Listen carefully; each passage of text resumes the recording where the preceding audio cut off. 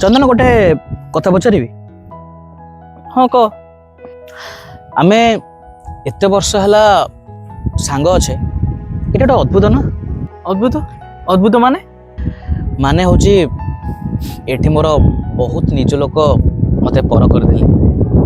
ମୋର ବହୁତ ନିଜ ସାଙ୍ଗମାନେ ଅଲଗା ହେଇ ପଳେଇଲେ। ଆଉ କିଛି ଲୋକ ତ ଏମିତି ଯିଏ ନିଜ ସ୍ୱାର୍ଥ ପାଇଁ ଆସିଲେ ଆଉ ତାପରେ ଚାଲିଗଲେ। ହେଲେ ତୁ ଗଲୁନି କ'ଣ ପାଇଁ? ଶୁଣ, ଗୋଟେ କଥା ହଉଛି ସତରେ ତୋଠୁ ଦୂରେଇ ଯିବାର ଭାବନା ନା କେବେ ମୋ ମୁଣ୍ଡକୁ ଏବେ ଯାଏ ଆସି ହିଁ ନାହିଁ।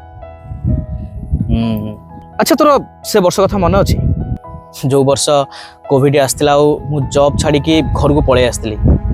ତାପରେ ଘରକୁ ଆସିଲା ପରେ ସମସ୍ତେ ମୋର ସାଥ ଛାଡ଼ିଦେଲେ। କାହିଁ କହିଲୁ?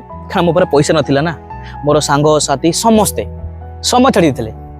ତାପରେ ଯିଏ ମୋର ନିଜ ଲୋକମାନେ ସେମାନେ ବି ମୋଠୁ ଦୂରେଇ ହେବା ପାଇଁ ଚେଷ୍ଟା କଲେ। ସେଥିପାଇଁ ବହୁତ ଟେନସନରେ ଥିବା ପରେ ମୁଁ ଲାଷ୍ଟକୁ ଚୁପ୍ ହେଇଯାଇଥିଲି। ହଁ, ତୁ ଚୁପ୍ ହେଇଯାଇଥିଲୁ। ତାପରେ ତୁ ଆସି କ'ଣ କହିଲୁ କି ତୁ ଯଦି ଘରୁ ବାହାରିକି କୁଆଡ଼େ ନ ଯିବୁ ତାହେଲେ ମୁଁ ତୋ ଘର ସାମ୍ନାରେ ବସିବି କହିନଥିଲୁ? ତାପରେ ମୁଁ ବହୁତ ଭାବିଲି, ମୁଁ କହିଲି କ'ଣ କରିବି କ'ଣ ନାହିଁ। ଯେତେବେଳେ ତୁ ଆସି ଆମ ଘର ସାମ୍ନାରେ ବସିଲୁ କି ନାହିଁ ରାକେଶ ଯିବା ବୁଲିବା ପାଇଁ ଇଏ କରିବା ପାଇଁ, ମୋତେ ହୁଏତ କେଉଁଠି ନା କେଉଁଠି ଅକ୍ୱାର୍ଡ ଲାଗିଲା କି ନାହିଁ ମୁଁ ଯିବିନି, କାହିଁକିନା ସିଚୁଏସନ୍ ଏମିତି ମୋର ଖରାପ ଥିଲା। କିନ୍ତୁ ତୁ ଏକା ଜିଦ୍ ଧରି ବସିଲୁ ନା ଆମେ ଯିବା ତ ଯିବା। ତାପରେ ଆଉ ମୋ ପାଖେ କିଛି ବାଟ ହିଁ ନଥିଲା, ସେଥିପାଇଁ ତ ମୁଁ ବାହାରକୁ ଆସିଲି ନା। ଆରେ ମୁଁ ଜାଣିଛି ସେ ଟାଇମ୍ରେ ତୁ ମୋ ପାଇଁ କେତେ ଇମ୍ପୋର୍ଟାଣ୍ଟ ଥିଲୁ, ସେଥିପାଇଁ ତ ମୁଁ ତତେ ଛାଡ଼ିକି ହିଁ ଯାଇନଥିଲି।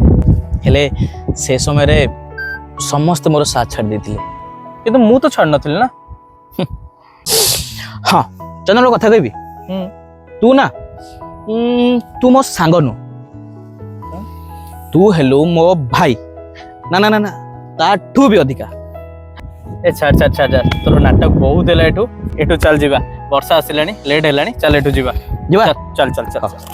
ଶୁଣ ଆଉ ଗୋଟେ କଥା, କାଲି ଏଇ ଟାଇମ୍ରେ ଯେମିତି ହେଲେ ଆସିକି ଏଇଠି ଦେଖା ହବୁ। ଏଇ ଟାଇମ୍ ତ? ହଁ, ଚାଲ ଯିବା। ସତରେ କେହି ଜଣେ କହିଛି, ଯାହା ପାଇଁ ମୁହଁରେ ହସ କେବେ ବି ଫିକା ପଡ଼େନି, ସେଇ ହସର ନାଁ ହେଲା ବନ୍ଧୁତା।